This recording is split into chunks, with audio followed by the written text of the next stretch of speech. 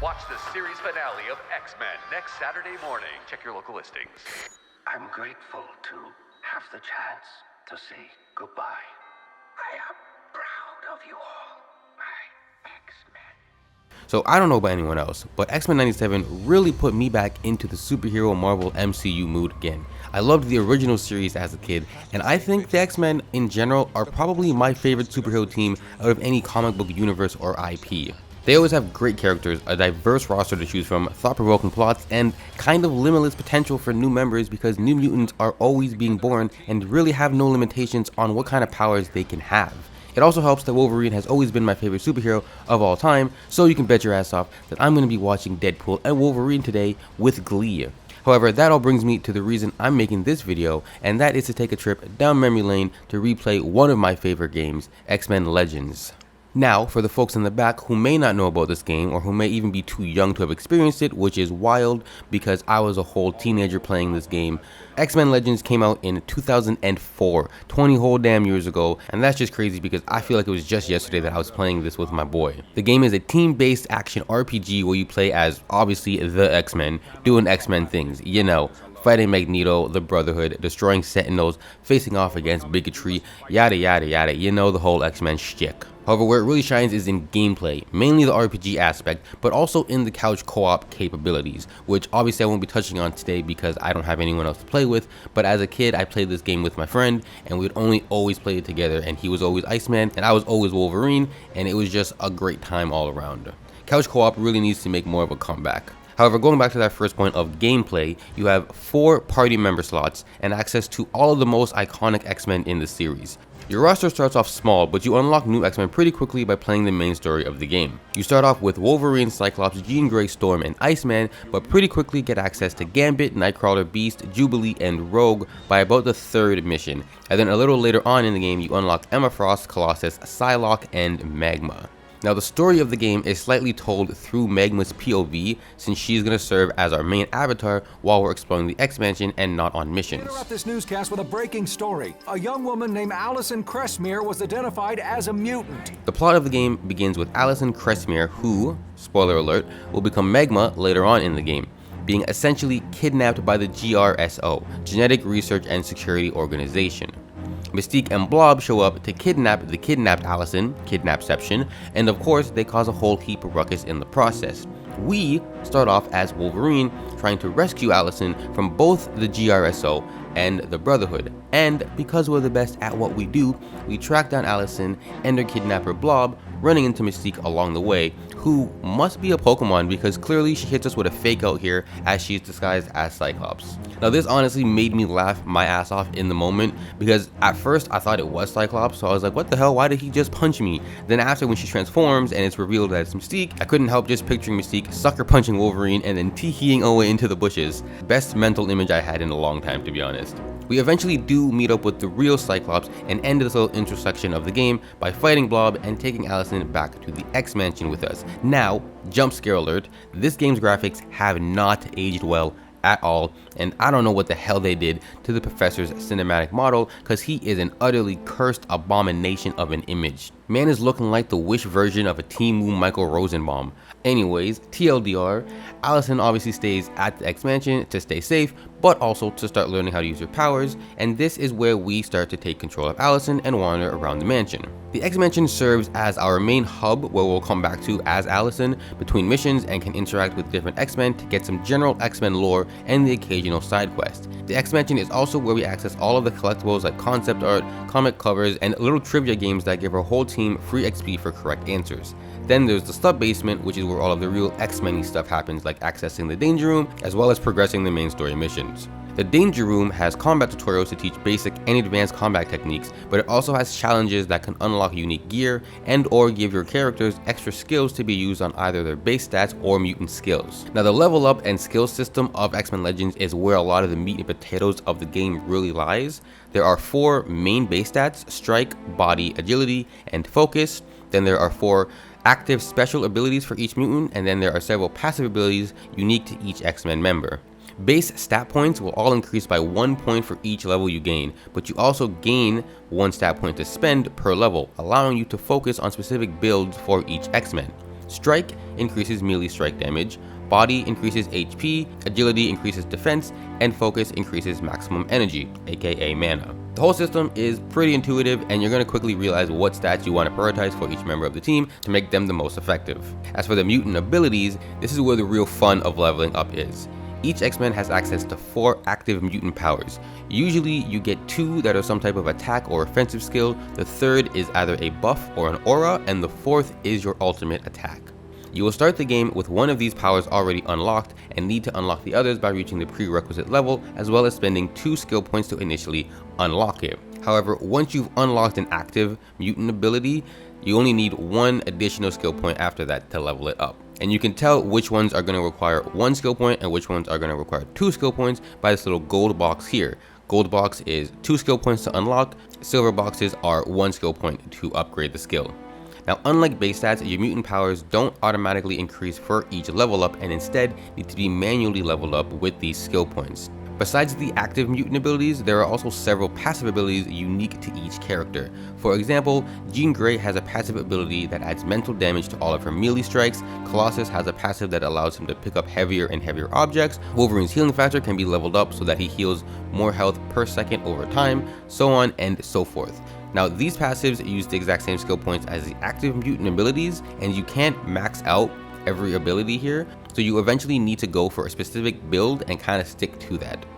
The level up and ability system has always been my favorite part of the X-Men Legends formula because it really makes each X-Men stand out and gives them all specific usefulnesses and niches in the game. For example, some mutant abilities can and often will need to be used to interact with the world in order to complete missions. For example, Iceman, Magma, and Jean Grey can all create bridges using their mutant powers, allowing you to get across impassable areas to complete missions. Cyclops and Storm can weld damaged structures, something that is used at least twice to progress in the main story missions. Wolverine does extra damage to structures and objects, while Colossus and Rogue can be leveled up to pick up and throw cars and other massive objects that most of the other X-Men characters will not be able to ever lift. Some X-Men can even unlock the ability of flight, teleportation, or glide through the air on sheets of ice or magma, damaging any enemy they hit along the way. All in all, X-Men Legends is probably the closest we've ever had to feeling like a legit member of the X-Men with the way it integrates the character's powers into the playstyle of the game. Now, getting back onto the plot,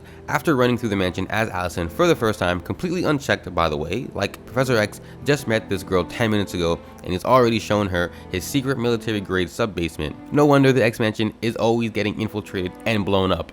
But yeah, after our first run through of the mansion, our next mission is at a HARP facility where the Brotherhood have been tracked via Cerebro. Nothing of real importance really happens on this mission except for 2 boss fights, one against Pyro, which I seemingly forgot to record because I don't have any footage of it, and a final fight to culminate the level against Toad of all people. I feel like they should have been the other way around. We should have fought Toad and then we should have fought Pyro for the last boss because Toad's not really a challenge, to be honest. I mean, admittedly, both of these fights are a little lackluster, neither really putting up much of a challenge. The devs do sneak in a little Easter egg here from the original movie with this line of dialogue after beating Toad, so that's fun, I guess. Now, this mission does force you to start thinking about team composition though, as the enemies here will have resistances and immunities to certain damage types. You will encounter enemies that are resistant to physical damage or energy damage, so you will need a team of mixed attackers to make it through this area successfully. Now, I'm a Wolverine boy through and through, so Logan is always going to be on the squad as my physical attacker. But at this point in the game, Cyclops and Jean Grey are really good for energy or mental damage, and as for a secondary physical attacker, we only really have access to Rogue right now, which is kind of unfortunate because as much as I love Rogue, she's not really useful in this game, at least at this very moment. However, luckily, on the next mission, we get access to even more of the X-Men, so for this one, I was rolling with Beast as my secondary melee attacker, and Juba frickin' Lee for my energy attacker. I love Jubilee, y'all. However, I regret to inform y'all that much like Rogue, Jubilee's damage output isn't the greatest, plus she has this utterly cursed idle animation. Like, that is not how human hips are supposed to move, at all. It's like she's made of rubber in like the worst possible way. It's unsettling. Anyways, moving on. The whole reason we're here in the sewers is to locate Gambit, who sent us a radio transmission asking for our assistance. We eventually fired our way to the main hub area of the Morlocks, who are a society of sewer-dwelling mutants, and we get to conversing with their leader, Marrow, who tells us that she hasn't seen Gambit in a long time, but I don't know, y'all. she seems a little sus. Now, Meryl really hates us because we live on the surface, and even though we tell her that she and all her mutant sewer friends are free to come up and live with us up here, she tells us where to shove our sweet little lies. So, after our tense convo, we tell her we're gonna go look for Gambit, and she basically tells us to do you boo-boo and stay out of her hair. Fast forward now 20 or so minutes, and surprise, surfrikin', Gambit has been being held captive by Meryl the whole time, so we respectfully proceed to beat that lion ass of hers. Now, I will say that the Meryl fight is better than the Pyro and Toad's fights. She is resistant to mental damage, so bringing Jean Grey was a little bit of an oopsie on my part, but it's okay because as with everything X-Men, Wolverine carries. After beating Meryl, we're able to save Gambit and head back to the X-Mansion with one more member of the squad in place. The next mission is the one that I always remember having the most trouble with as a kid. For this one, we're sent to an aircraft carrier ship being briefed telepathically on the X-Jet by the Professor and What the fuck? Anyways, TLDR, we're here to intercept some type of Brotherhood scheme, as has been the case for the entirety of this game up to this point, and thanks to a single line of dialogue from Storm here, we get the sense that the Brotherhood are here to break out a powerful ally to their cause. Now the hard part of this mission comes, at least for Kid Me, as a section near the end of the mission where you have to save crewmen before the ship sinks. It's a timed mission, and as a kid, me and my friend could not for the life of us complete the mission before the timer ever ran out.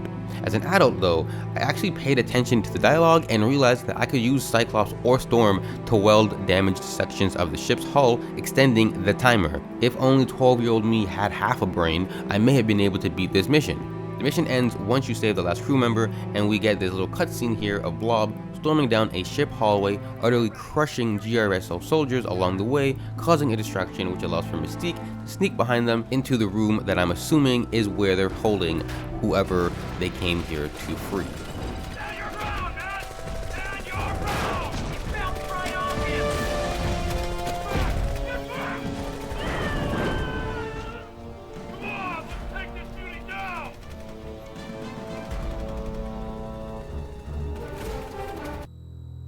We then get a follow-up scene showing a news report covering the sinking of the ship, but it's cut short when Magneto hijacks the broadcast to announce basically that humans suck, mutants rule, and that y'all can get down or lay down. A brave new world, and evolution has found you lacking.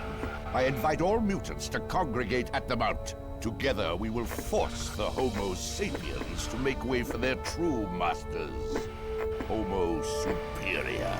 Now our next mission has us going to Siberia because Mutant Big Brother, aka Cerebro, tracked the Brotherhood to a nuclear power plant. It seems these folks might be cooking up something that's not going to be good for anyone.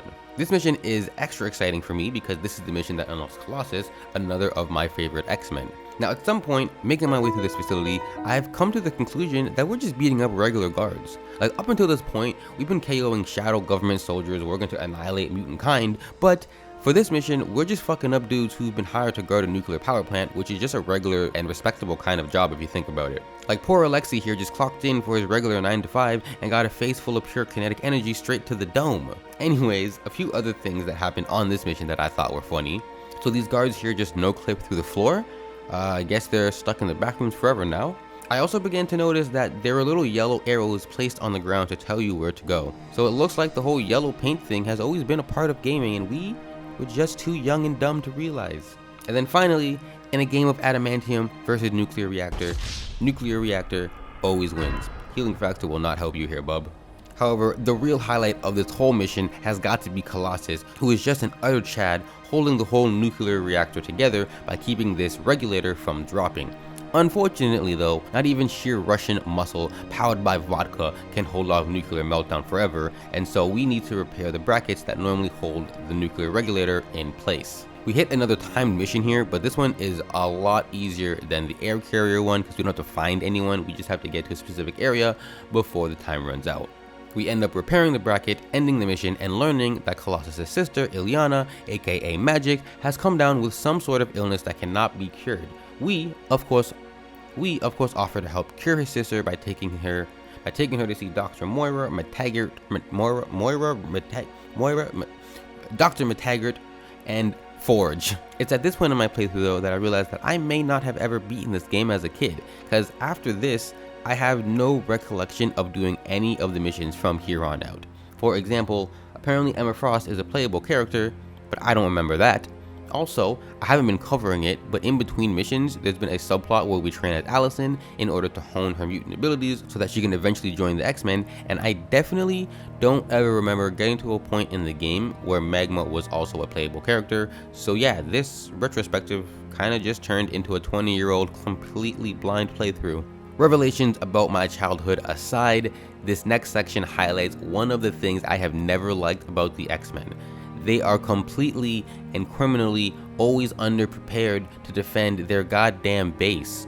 They have ops all over the place. The Brotherhood, bigots, mercenary groups, literal government shadow organizations plotting on their extinction, and they never have a lick of a goddamn defense system at the X-Mansion.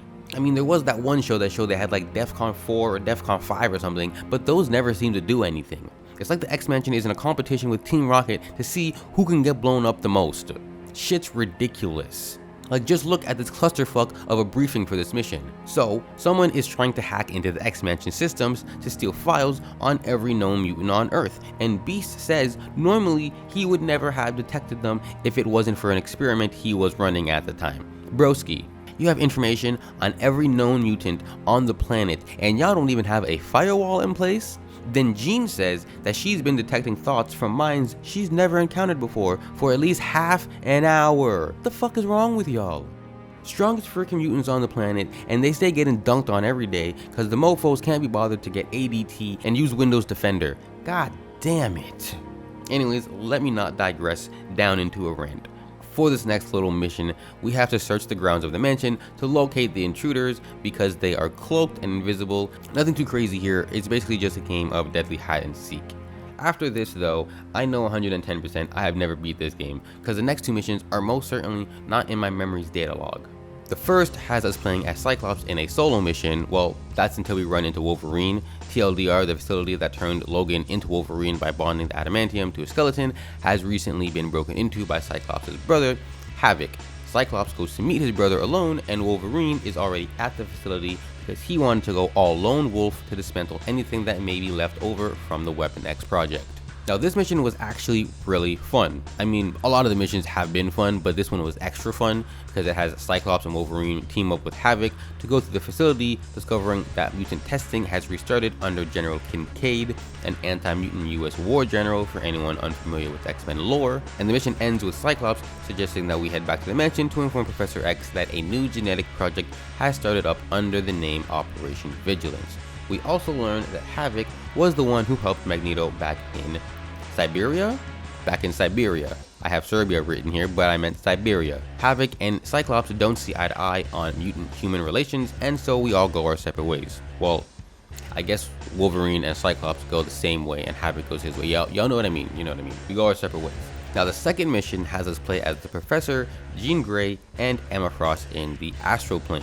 Now my footage for this section may get a little janky as my emulator was acting up here, but basically the three of us are here in order to save Illyana because for some reason her psyche is being held in the Astral Plane by the Shadow King, which is why traditional medicine alone cannot cure her illness. Halfway through the mission, the Professor gets strategically separated from Emma and Jean by the Shadow King, and it's here that we learn that this whole thing has been planned from the very start when the Shadow King says, "Hello, Xavier.